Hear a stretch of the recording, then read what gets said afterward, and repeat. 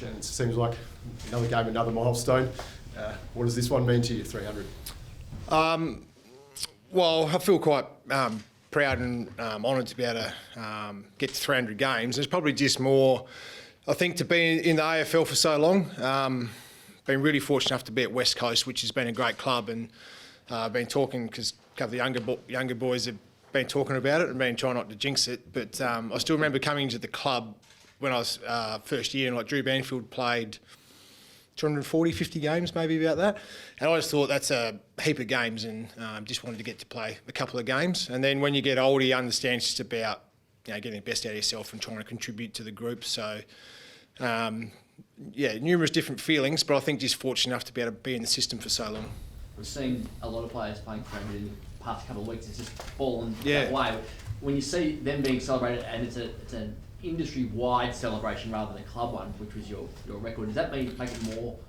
Does it mean more to you when it's a whole league celebrates 300? Oh, look, I understand the number of the 300, and especially for the club being the first. I mean, Fremantle have had a couple, and being over here is a little bit harder with the travel every second week. So, to mean more, the more games you play, yes, sometimes it's a bit of a milestone that is harder to reach, but it's more for me. I just enjoy playing my football. So yes, early days when you're younger, you're very aware of how many games you're on, but when you get older, it's just about contributing and playing footy as well as you can for as long as you can. And as I said, I understand the significance of it and for the club and the AFL. So it'll be great to be able to go out and play, but then week after that will be hopefully 301 and people forget about it.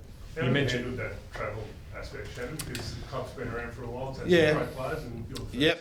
Yeah, like Dean Cox, fantastic player, Glenn Jakovich, Darren Glass, Guy McKenna, a lot of those blokes were, played a lot of footy. So I think one of the things with the travel is we've always had a very good pre-season, so we always tend to do a lot of work in there, and then during the year is more about recovery. So you need to still get the continuity of your training in there, but it's probably more a recovery-based thing. And I've had Warren Cofford for 10 years probably now, and I think he does it quite well.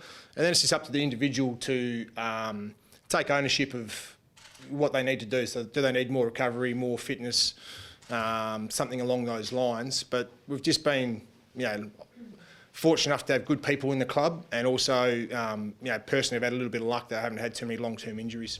Shannon, you mentioned, I think, Drew Banfield, when you first got to the club, it's 240, 250, and it seemed so far away. Has it felt like it's been a long and a prolonged journey for yourself, or have you found it go relatively quick? It feels a long time, but it also feels very quick at the same time. The seasons tend to roll into one a little bit, and as do the pre-seasons, and when you start playing the football season, it's round 1, round 5, round 10, and then you're almost getting through towards the finals, and then you're just going again.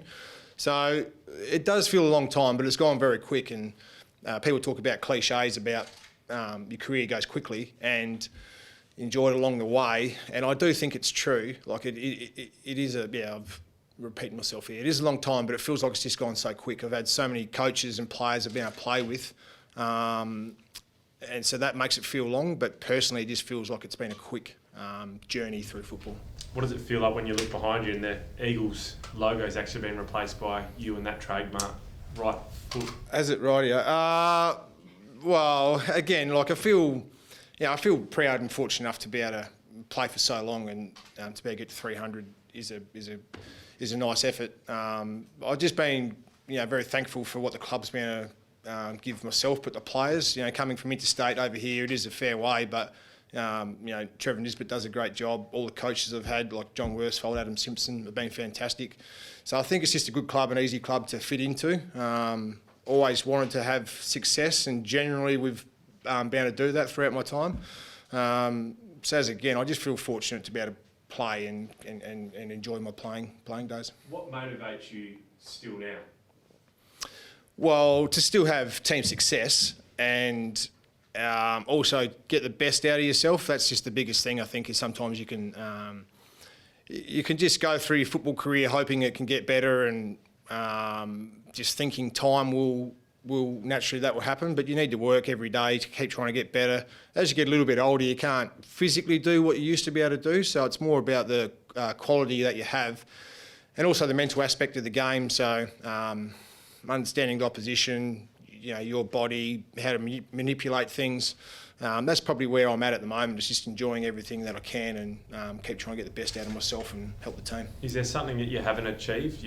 The longevity, 300 games, you've been a captain, a premiership captain. Is there anything, numerous finals campaigns?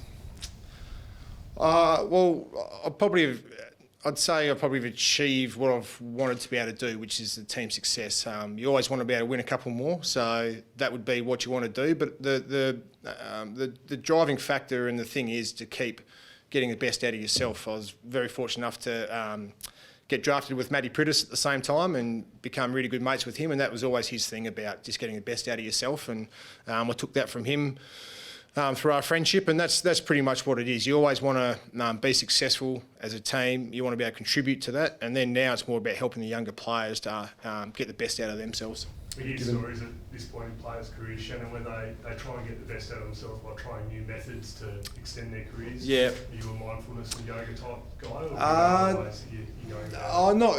Not really. Not really. But it is important, those things. You still need to keep your flexibility up. The mental aspect of the game is really important now, or just in general in sport. Dealing with scoreboard pressures, opposition, crowd, all that type of stuff, your own form, everything. So you're always tinkering with that and trying to learn new ways how to combat your different views. Because it doesn't matter if you're country footy, AFL footy, first game, 300 games, everyone goes through them. I heard Dave Mundy talking about it through his 350th, and it's just more about your mindset that you can have. So it's probably, that's what you understand as you get older. You need to look after your body, but it's your mindset you need to be able to keep fresh and not get too dragged down by everything that AFL can be. So it's more about just doing the basics you understand works well and doing that as well as you can. In that respect, with your mindset, has your footy changed since you relinquished the captaincy? Good question. I'd say I think it's probably similar. 'Cause I still try to help the players, still try to give direction, still try to set a good example. So I think it's similar, but there's probably a touch more freedom, I think, basically, and not so much game day. Game day is still exactly the same, but throughout the week there's a bit more.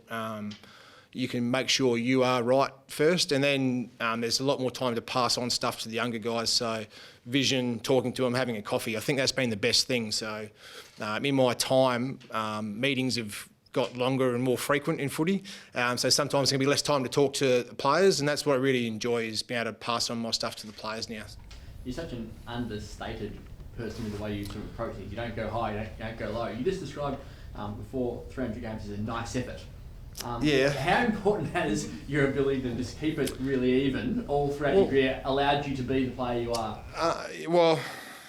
For some people it works, and other people need a bit more, not roller coaster, but ride the highs, and if it's a bit low, a bit more emotional. So I think growing up in the country and the farm was always taught that someone's always got it better than you, and someone's always worse off than you. So don't get too far ahead of yourself.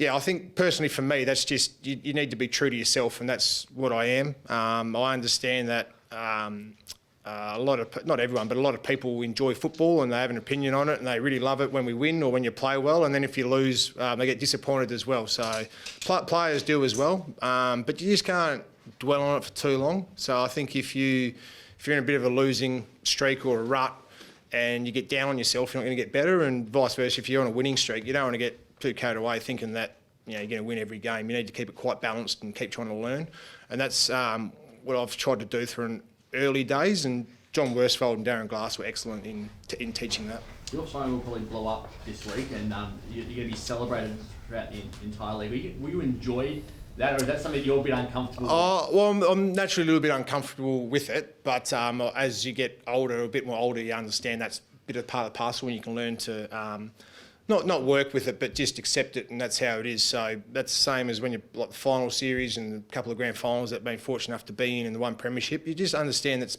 part of it, and it's a lot of people just giving some well wishes and wanting to wish the best to yourself. So yeah, I don't have an issue with it, but it's just something that I just, I've always been about the team, and that's what I've wanted to be able to do. So I'll accept it, but next week will probably be a bit better. Shannon, tell us about leaving South Australia. Did you think back then that you would still be at West Coast and in Perth all these years later? Well, I think being a young bloke, from South Australia, I'm very fortunate enough with the family and friends I had. So always wanted to be able to play football if I could, and that meant going anywhere. So I was always, when I was young, I always thought, wherever I go, it'd be nice to be able to go back to South Australia at some stage. But within the first 6 months, I think being here, I understood this was a very good club, good people, and it's really what you make of it. It doesn't really matter where you go and where you play your football. It's what you make of it. I think going interstate as well helps you grow up a bit and take ownership of your own life and own program. So I never really thought about going anywhere else once I was here. Do you want to play on next year, Shannon? Yes, I do. I'm enjoying playing footy. The body's going pretty well. So again, we'll just have to wait and see. But the club's been pretty positive in that regards going forward. So those conversations, whereabouts are they at the moment? A bit of an indication from the club? The club's always been great, and especially when you get more towards the back end of your career about that open negotiation. But Trevor Nisbet's been great, so I've been able to have a chat to him, and it'll be one of those things that we'll just keep seeing how the year progresses. But at the moment, it's positive, which is great. And what do you have to do, I guess, to make sure in the last couple of games of the season to make sure you're here next year as well? The focus isn't about like individually making sure I'm just doing well to be here for next year. It's more about now the focus is, because we've just started to play a bit better footy now, so it's finishing off the last 4 games to make sure we can play well enough to get into the finals, but then also, if we get there, to play well in the finals. So that's my focus. With that, you need to make sure you're looking after yourself with your body-wise, and also playing as well as you can. And that experience, I guess, is something that you think, apart from your on-field ability, you can obviously enhance the group as well, pass it on to the young guys? Well, I think so, yes. Yeah, but, Joshy Kennedy's been great in that area too. Early on, you just want to make sure, not in a selfish or individual way, that you are performing your role and doing it well, and then you learn about your role and your skill and playing in the back line or Josh in the forward line, and then you really understand. You need to pass it on to the younger players, because that makes them better and also makes you better as a team, and that's what we've been trying to do for the last 6 to 8 years. Do you know what you want to do post-footy? I've got a reasonable idea. It's not set in stone. I enjoy like the teaching and coaching side of things. Got the farm back home that I really want to do at some particular point in time, and then in between that I've just been trying a few different things. So agriculture, a little bit in finance as well, but it's not set in stone yet what I want to do. I just need to have an eye for the future, of course, but I don't want to get too caught looking too far down the road, and I think then I'll just miss the enjoyment of football in my later career, whenever that is. You spoke about teaching and coaching, like an assistant coach or something. Like, would a transition from playing to coaching, would that be something you'd sort of look at? That's something that interests me. Yes, it does. So it's something to look at. I think being the leadership, point of view and captain, that you have to have an interest in that. I think. So it's something that I would look at doing. Yeah. The here and now, victory over the Saints on Saturday. Do you feel internally you've turned a corner and you're on the right track? It's got better. We were those 2 games were pretty ordinary that we played against Bulldogs and Sydney, so it only had to get better from there. You'd hope. So I think. We revisited a bit about how we're defending and how we're moving the ball, and then I think we've just got a lot better work rate now, working for each other. That's been the main thing we've all done. It hasn't been anything out of the box. It's just going back to the basic, simple footy, which we just weren't doing well enough, and teams were playing well, but making us look really poor. I think there was a bit of a message of the team had lost a bit of confidence in the way they were playing as well. Do you feel as though you've recaptured some of that? I think we do have a bit more confidence. I think it's just a bit more the freedom and belief players have got back, and it's not so much that it was lost, but I think it's more that when things aren't going well, you don't want to do anything wrong, so you can tend to play a little bit more safer footy. But when you just a bit more freedom, you just take the game on and have a go, and that's what I think we've done the last 2 or 3 weeks. Is just have a go, because you're going to make a mistake, but if you're doing the right things, you make more better ones than not. How much more upside does the group have then? I mean, I sort of get the feeling that you think there's still a fair way to go though towards your best. Oh, I think there is a reasonable way to get to our best still, but I still think at the moment our footy is good enough to keep us winning, and that's the thing that you need to be able to do, is just keep winning but also get better. And I think we can do that. We just had a little bit of the injuries throughout the year, so we haven't had a lot of players get really good match fitness and play together for a while. So I think that's going to help a bit more towards the back end. But yes, I certainly think if we can get it right, our footy we'll need to get to the finals first, but if we can get there, our footy can be good enough to be able to mix it. With that freedom and stuff, the ball movement was a lot quicker on Yeah. the weekend. Is that a more enjoyable way to play, with the moving it quicker and getting it down the forwards? Well, I think everyone wants to, when you play football, you always want to kick a score and you want to be able to win, but defensively that is really important as well. So I think we've just found a bit better balance in both of those areas. So it was spoken about probably just moving the ball a bit too slow, and we probably were, whereas now it's about just making sure you've got different options, through the corridor, or you can switch around, go straight down the line.